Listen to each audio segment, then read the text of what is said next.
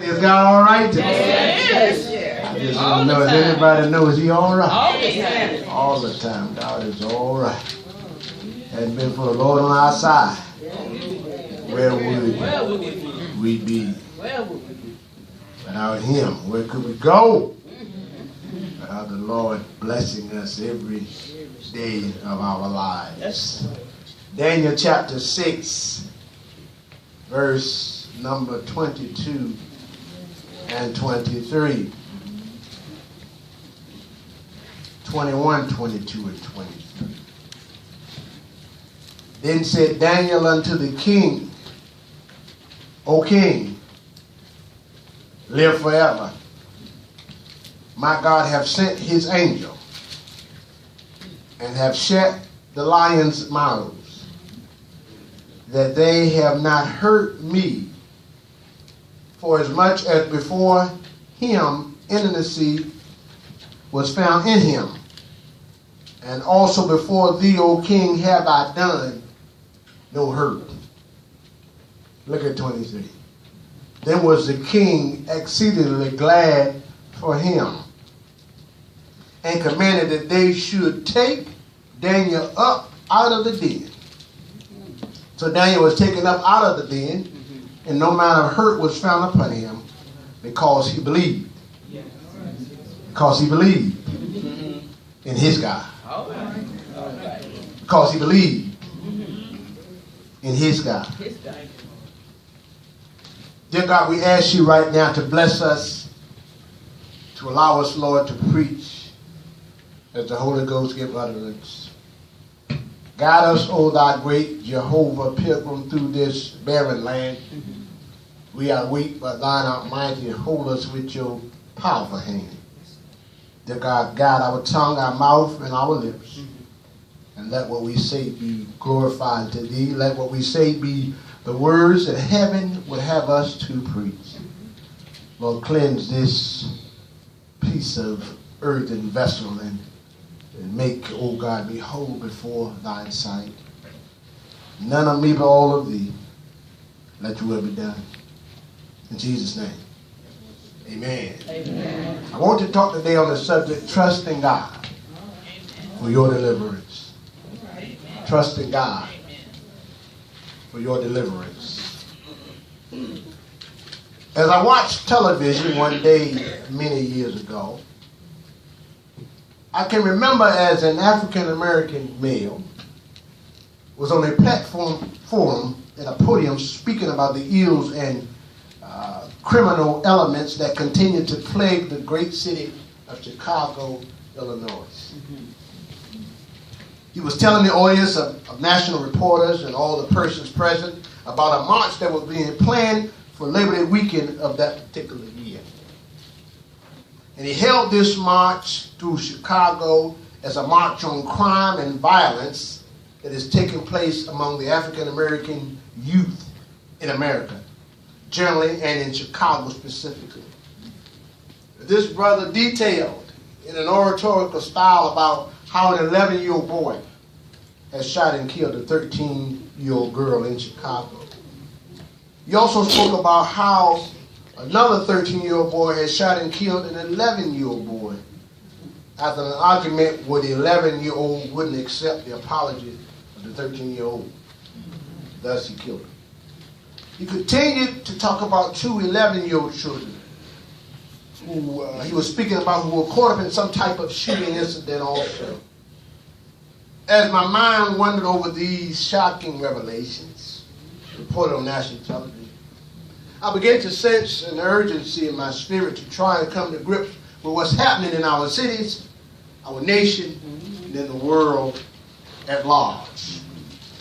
Church, there's a great plague of hopelessness, despair, terror, anger, civil disobedience, disrespect for human life, a vast host of ills in our world today that seem to be causing this world to go crazy and become more volatile and dangerous. Help me, Lord God. as this one needs something, as we need to understand that we need someone or something to deliver us from our troubles. We cannot do it on our own. We need help in a time like today, when miseries and woes seem to be the plague of our society. Some of us, young and old, have trusted in things we ought not to trust in. We think alcohol will deliver us from all our troubles. And then we wake up the next morning and we got a hangover and a headache. Some of us even become chemically dependent upon all types of chemical substances and think that we can smoke our way through life and still end up with cancer and all other types of diseases and out of our minds. Some have tried depending on themselves or others who have knowledge that we think that will cause us to be able to have our problem taken care of, when the wisdom and knowledge cannot supersede what God has for us. Because in our wisdom we are not strong enough to be our own deliverers. Are you listening to me? Some are dependent on relatives and friends to help them out of their problems, and they found out they have more trouble than you have. Am I right about it? Go to your friends and they got trouble too. Go to mama, daddy, sister, brother, uncle, niece, nephew. Everybody got their own problems. This world seems to be in a volatile state of affairs. Seems to be like trouble has become our second nature in this life. And that it seems like we're not going to be able to make it out. But there's a man named Jesus.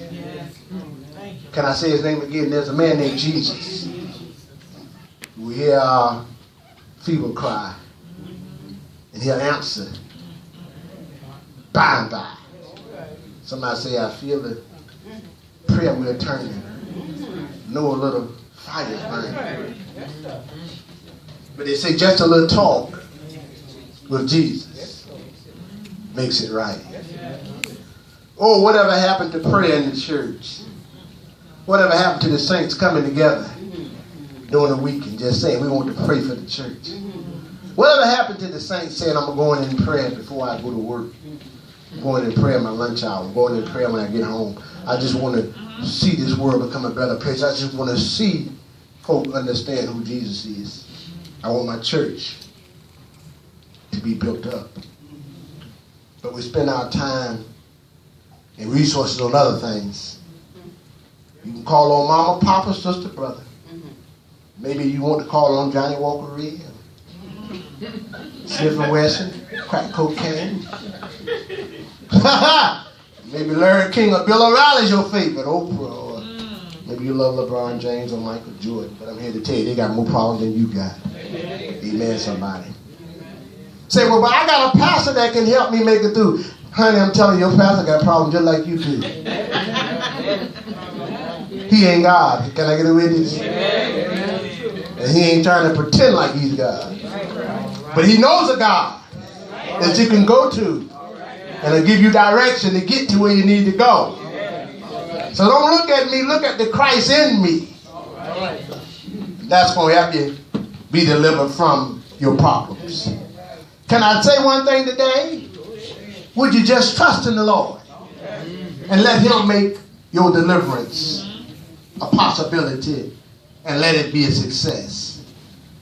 I said it earlier, church that prays together stays together. A house that prays together stays together. Then the flip side of it says a house that is divided shall what? Surely fall. Jesus said that. House that divided, not only divided, but divided against itself shall surely fall. But I want you to know today that trusting in God is not some new novel phenomenon revealed to men by psychics of all times. But people through the ages have been trusting in God. And so today we got to learn how to trust in the Lord. and understand that before we could even read or write, there were some folk who trusted in God. Are you going to help me today? Our ancestors, locked in the bonds of slavery, trusted in God for their deliverance. They knew that the government, their persuasion on society, nor the slave master would or could not be trusted to bring them through persecution and whippings and cotton picking and rapes of their wives and daughters and sisters by the slave master. Neither murders, hanging, and being treated worse than a dog. They knew that only God was going to bring them through. They didn't know the day, the hour, nor the time when their emancipation would come, but they knew that they would just hang on in there just a little while longer. After a while, God was going to deliver them out of their misery.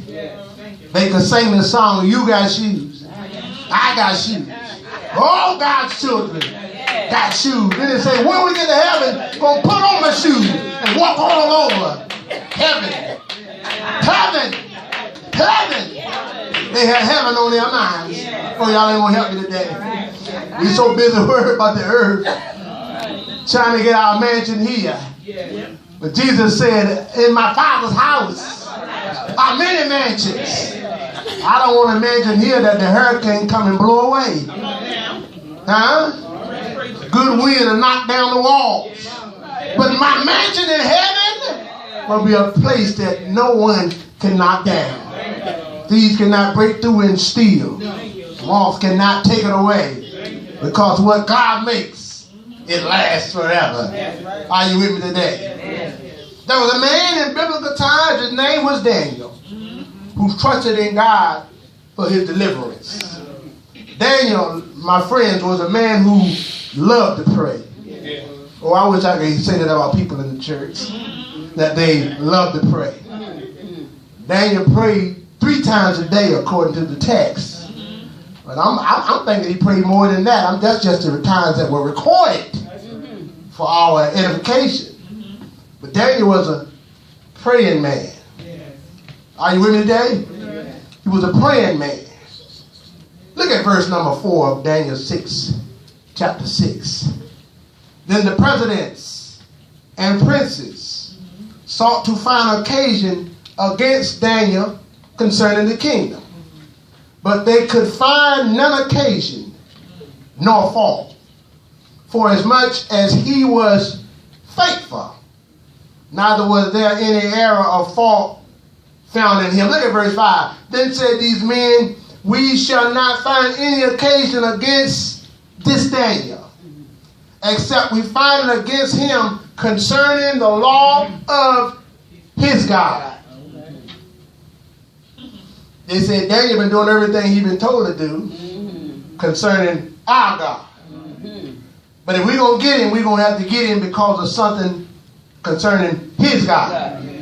In other words, they knew that Daniel loved to pray.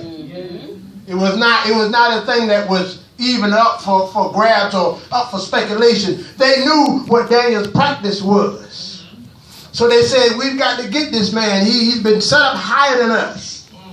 He's become the third one in charge in this kingdom. And now we've got to bring him down because he got too big for his britches.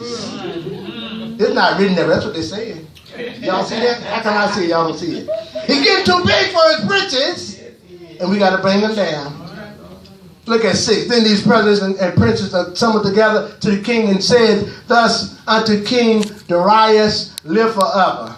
Look what happens. All the presidents of the kingdom, the governors, the princes, the council, the captains, have consulted. What is it? Together. Yeah. We come together. Conspiracy.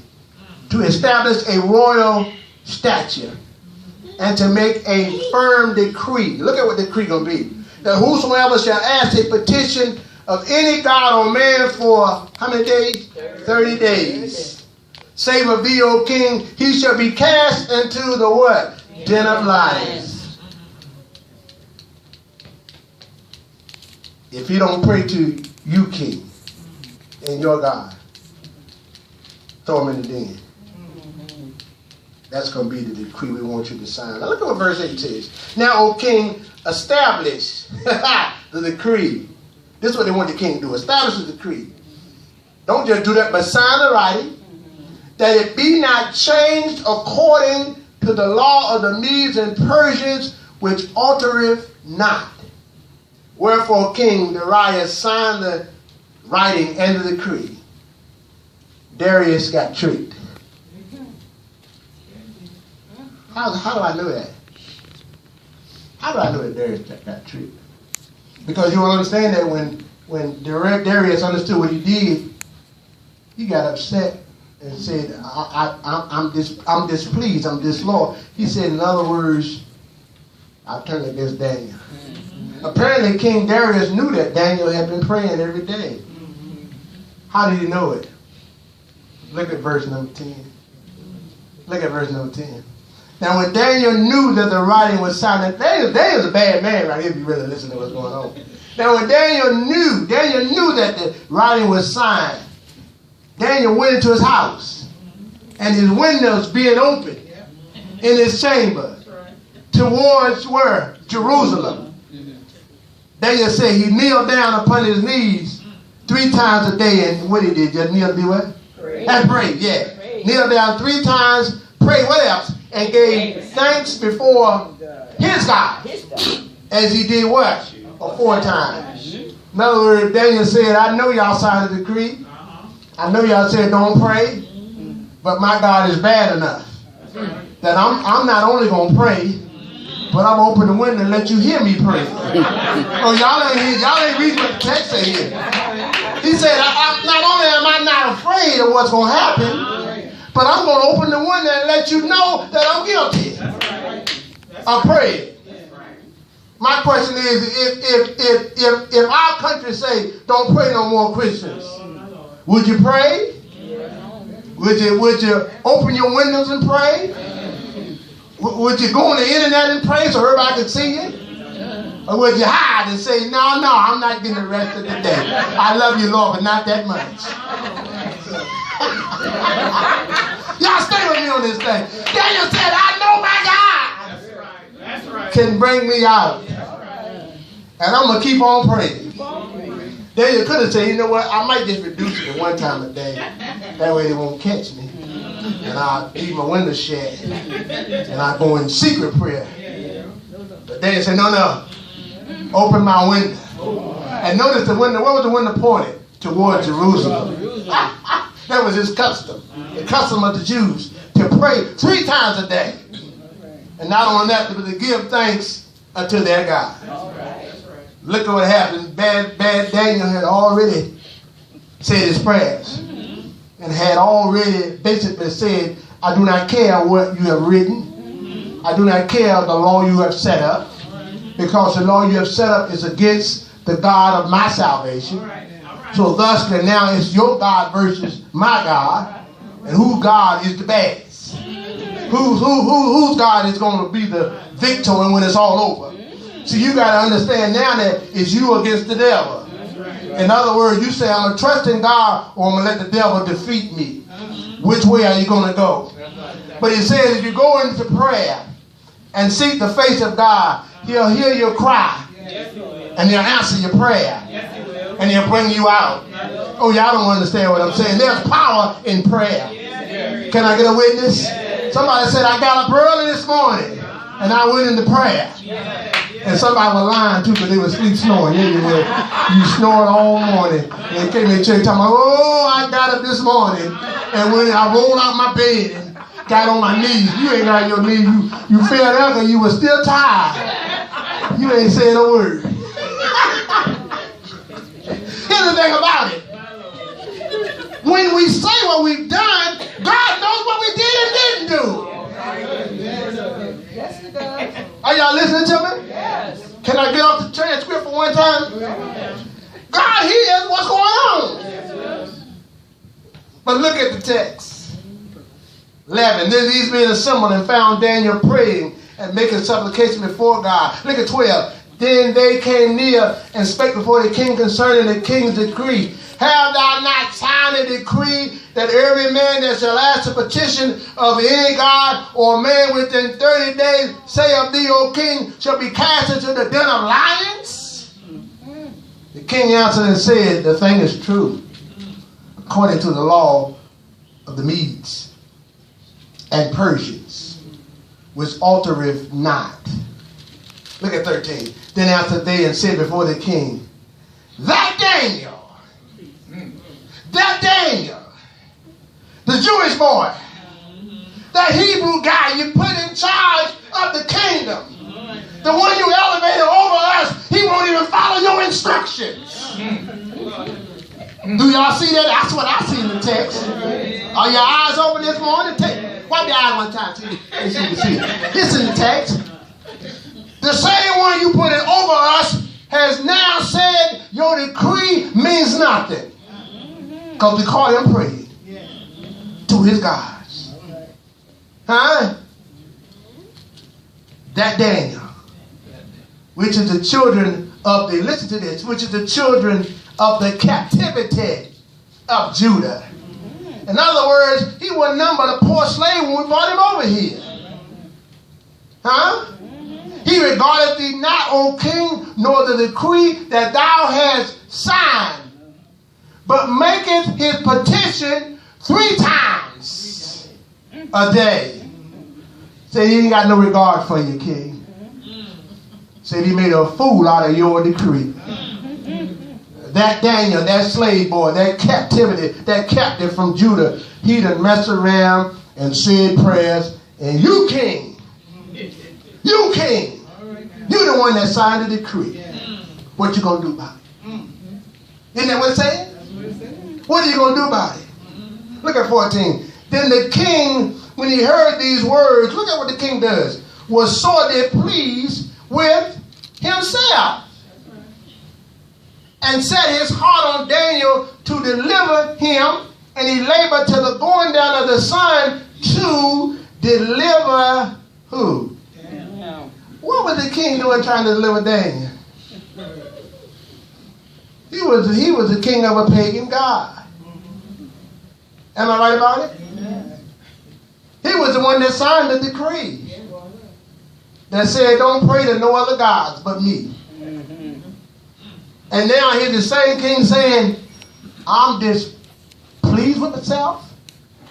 Now he says, I'm going to get Daniel out of trouble because I'm the one that got him into it. I'm going to get him delivered. Look at what the text says. He labored till the going down of the sun. That means he worked all day trying to figure out how can I get him out of this trouble. Huh? So I see 2 things going on here. Not only has Daniel had to be delivered by his God, but here's a king who wants to be delivered out of the circumstance he got himself into. Don't miss it. Because he signed a decree that got Daniel in trouble, and apparently he loved Daniel for some reason. He loved Daniel for some reason. Does anybody understand why he loved Daniel? Anybody figured it out? Why? Yeah? Huh? Look at verse 3 as the answer. Verse 3 is the answer why King Darius loved Daniel. Then this Daniel was preferred above the presidents and princes. Why? Because an excellent spirit was in him. And the king, look at what the king does. And the king thought to set him over the whole realm. The king, here's what the text is really saying. The text is saying that the king's original intention was to make Daniel in charge of everything. Amen. Are you staying with me? He said, in other words, Daniel, I want to make him, because he is excellent in his spirit, I want to put him over. He had what? In verse 1, he had 120 princes, which are over the whole kingdom. Verse 2, and over these 3 presidents, who Daniel was the first. So they had 3 presidents in charge, and then 120 princes over those presidents. But the king in verse 3 said, I don't know, maybe I consider making him in charge of all because of his spirit. Understand now don't miss this thing. You got to go back to chapter 5 to really understand what's going on. Remember now, Darius was king of Midian, and the king before him was Belshazzar, who was the king of the Chaldeans, who in verse number 30 of 5 was killed. Remember the handwriting on the wall? When the hand was writing, and there was nothing else but the handwriting, and the hand wrote. Well, that hand was writing about Belshazzar. But Darius took over from him at the age of 62 years old and became the new king. So Darius had seen what Daniel had done. Remember, Daniel interpreted dreams, remember? He interpreted the dreams. Didn't he do it? Belshazzar. Who else? Nebuchadnezzar. Remember that? The statue? That was stood up, and he saw all the different kingdoms that were coming. Daniel interpreted all those things. Darius knew about him. Darius said, I got a man here who knows a God who can interpret dreams, and he ought to be in charge. Y'all ain't going to hear me. Y'all take a vote and say, I want my favorite friend to be in charge of this place. Regardless of what the Holy Ghost said, I got my favorite preacher. And I don't know what he can do, but I think he can preach good enough to be in charge. And God told you to get somebody else. I ain't talking about my son. I'm talking churches. My son anyway, church. Amen. Praise the Lord. I'm going to set my own self on there. Listen to me. Listen to me. Let me finish here. Let me stop playing. All right, now listen to me. Thank you, Holy Ghost. So King Darius, or Darius is the one you want to use. King Darius was displeased with himself. He labored trying to get Daniel out of trouble. But look at what happens, 15. Then these men assembled unto the king and said unto the king, King, O king, know, O king, that the law of the Medes and Persians is that no decree nor statute which the king established may be changed. In other words, we're not letting you out of it now. So think about this now. So why would the princes, the governors, the counselors, the captains, why would they want the king to sign a decree that could not be changed in the future? Think about it. Why would they want him to sign that? Anybody? Anybody? Sister Evans? She know the answer. She's just looking at me. She don't want to say. Good. Shannon? I thought they wanted Daniel gone, and then they wanted the king to be able to change his mind about it. Right. They wanted Daniel gone. And they don't want the king to be able to change his mind. Why did they want the king to be able to change his mind? Because he loved Daniel. And not only that, not only he loved Daniel, what else? They knew that he loved Daniel. It's a difference between loving and everybody else knowing that you love. Folks say, I love my wife, but don't nobody know you love her but you. Can I get a witness? Amen, somebody. I love my husband, but every time I know you fuss and fight with him. I love him, but don't nobody else know it but you. These folk knew that Darius loved Daniel. They said, the only way we can get him, we got to get him locked. To where when he go back and decide he's going to try to get Daniel out, the law of the land won't let him do it. Are y'all with me today?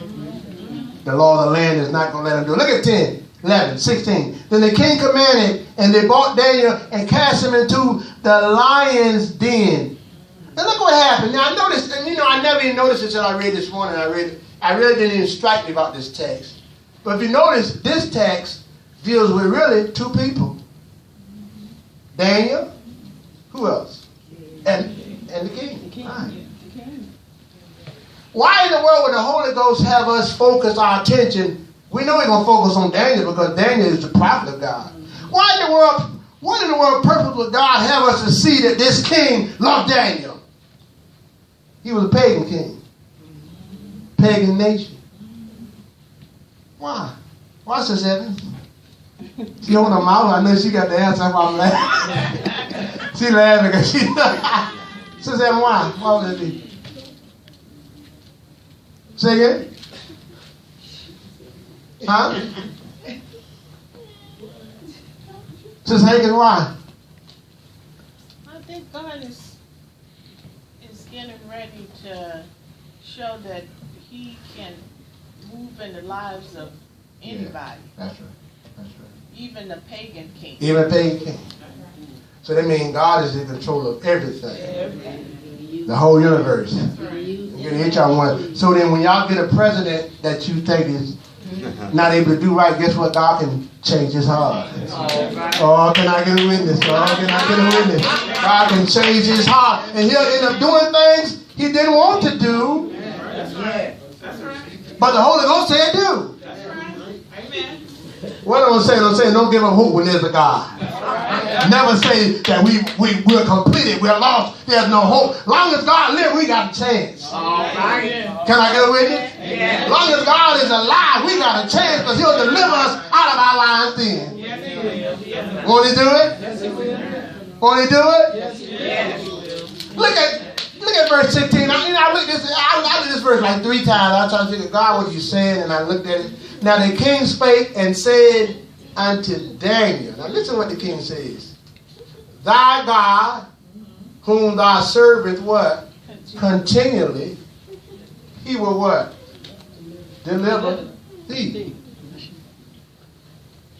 A pagan king says to the prophet of the children of Israel, thy God whom thou servest continually, he will deliver thee. Now remember, keep that in mind. He said it in verse 16. Now look at 17. And a stone was brought and laid upon the mouth of the den. And look what happens. And who was it? And the king did what? Sealed it with his own what? Signet. What else? And the signet of his lords, that the purpose may not be changed concerning who? Daniel. God bless you, sister. I saw you outside out there. You were just looking, trying to decide when you want to come in. I didn't know. I saw you. If it was too late. Good to have you, sister. Come on in. Bless you. God bless you. Bless you. Listen to me. This same king that said, thy God whom thou servest continually, he will deliver thee, will be the same king who will take his signet ring, put it in wax, and put the seal on the stone. Why did Darius do that? If he said your God will deliver you? Because he had made a decree. And what else? And he had to follow through on what he said. In other words, the king had to do his job. And his job was to make sure that that decree was followed through. That's why they set him up, actually. Because they knew he didn't want to do it. They knew he didn't. They knew King Darius loved Daniel. He wasn't going to do nothing against Daniel. But because he had sided into law, the law had to be carried through. All right. All right. Can I get a witness? That's just like the man that murdered all those people. Said, Lord, forgive me. Got saved, but still got the electric chair. Because the law had to be carried out. God let him still get the electric chair, but guess what? He got a home in heaven after that. Can I get a witness? Amen. Amen. The signet ring was put on that the purpose may not be changed concerning Daniel. Look at 18. Then the king went to his palace. Daniel 6 and 18. Then the king went to his palace and passed the night. Look at what the king does. Passed the night doing what? Fasting. What else? Neither were instruments of music brought before him, and his sleep did what? Went from him.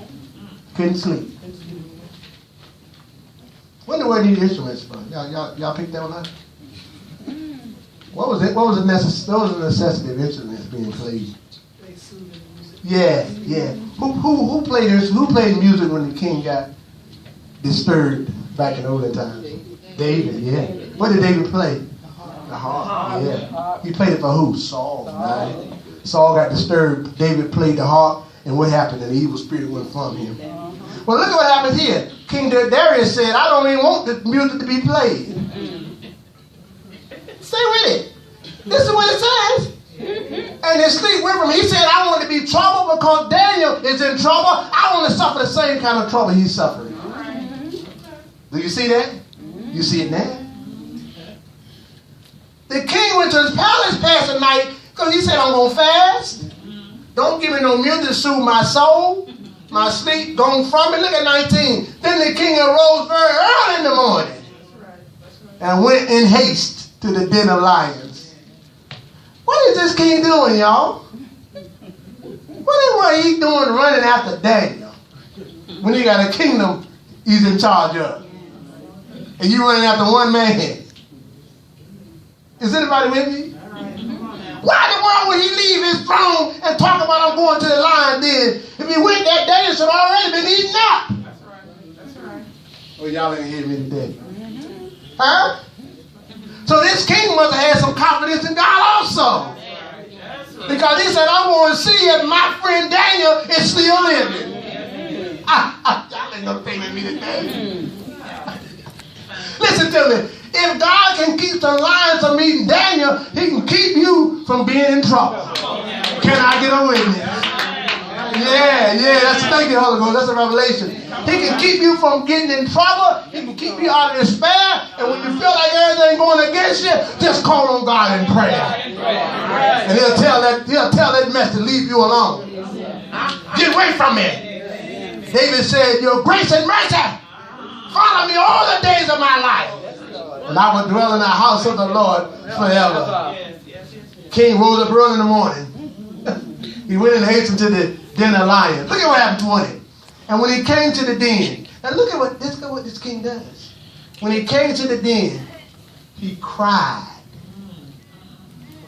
Don't miss it. How did he cry?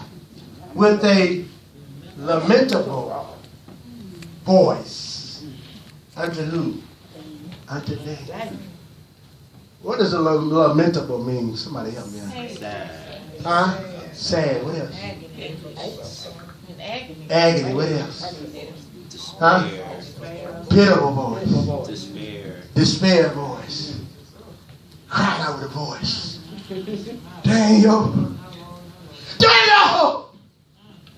Oh, Daniel. This king loved Daniel. I never saw that till this morning. All these years I was reading this text, I never saw it till the day. Thank you, Holy Ghost. This king loved Daniel. He said, oh, I got to see if my boy Daniel still alive. Because other one said, thy king, thou God whom thou servest continually, he will deliver thee. I said it, and let me go find out that God do it. Huh?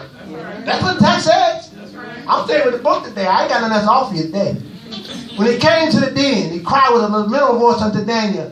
And look at what happened. And the king spake and said to Daniel, O Daniel, servant of the living God. Now here's the question. Is thy God, whom thy servant continually able to deliver thee from the lions? Go back to verse 16. The king told Daniel when he first got in, thy God, whom thou servant continually, he will deliver thee. Now it goes back tomorrow morning. He said, I'm going to ask this question and see if anybody answer. If the lion answered, then Daniel must got ate up. Because the lion be burping when he asked the question. Are you with me? But if Daniel speak, then that means his God delivered him. So the king said, all right, I'm going to put this question out there and I hope I get an answer. O Daniel, servant of the living God, is thy God, whom thy servant continually able to deliver thee from the lions. Look at what happened. Then said Daniel unto the king, O king, live forever. That king started shouting when he heard that. Because he realized his boy Daniel had survived. Because his God delivered him out. And you worried about every little thing you got. And all you got to do is get in prayer and see when God deliver you out. Huh? Got a problem? God can solve it. Because God will deliver. Daniel said, my God. Look at what he told Darius. My God have sent his what? Angels. Good God Almighty. And have shut the lion's mouth, that they have not hurt me. For as much as before him innocency was found in me, and also before thee, O king, have I done no hurt. In other words, Daniel was just like the boys in the fiery furnace. See, the boys in the fiery furnace, when they came to get them, They didn't even smell like fire. Huh? They came to get them. They got burnt up trying to put them in. Huh? Remember remember the other fellow came to the thing when the Hebrew boys were there, and he said, I put 3 in there, but I see another one who looks like the Son of God, a 4th one. This king comes, and Daniel tells him, God sent an angel. Somebody said, I got an angel watching over me. I know the song used to be all night, all day. Angels are watching over me, my Lord. I said, all night, all day. I said, angels watching over me. Y'all ain't got no angel watching me. You just singing. Sing it. He just said sing. You had an angel watch over you, you ought to be saying thank you, Lord, right about now. Because his angel will hold back poverty. His angel will get your enemy's foot off your neck. My God. Got some ministering spirits that look after us. Look at what happened. 23, I'm almost done now. Then was the king exceedingly glad for who? For him. That king loved David. I'm Daniel, I mean. That king loved Daniel. He was, what is a pagan king doing happy about a man of God of Israel talking about I'm glad for him? But look at what Darius does. I like what he does here. He commanded that they should take Daniel up out the den. He said, get my boy up. He done served his time. Get him up. The lions couldn't take him out. Get him up. The angel already left. Get him up. Get him out of there. Daniel was taken up out of the den. Look at what happened. Oh, no amount of hurt was found upon him. Why? Because he did what? Believed in his God. Do you believe in your God today? He believed in his God. Oh my God. Woo! He believed in his God. I got to wrap it up now. How many believe in Jesus? He's our God. Huh? Come bled and died on Calvary's cross for you and me. 122 thieves. Did he do it? Gave up the ghost. Said it is finished. Took him off the cross. Laid him in the grave. But early, one Sunday morning, got up. All power in his hands. My God, he lives. God will deliver me. Won't he do it? Can he deliver you? You will sleep, busted, and disgusted. But God brought you through. Come hell and high water. God will make a way out of no way. Is it all right? But God I live. But God I die. Blessed be the name of the Lord. My God.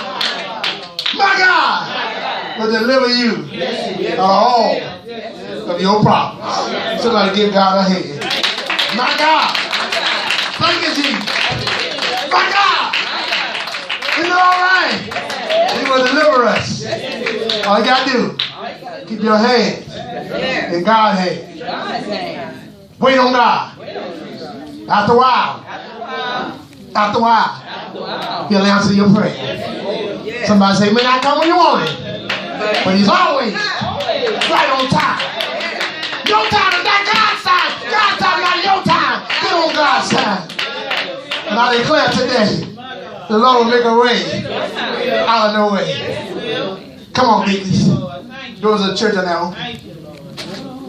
Is there one today? Come on, play. We would like to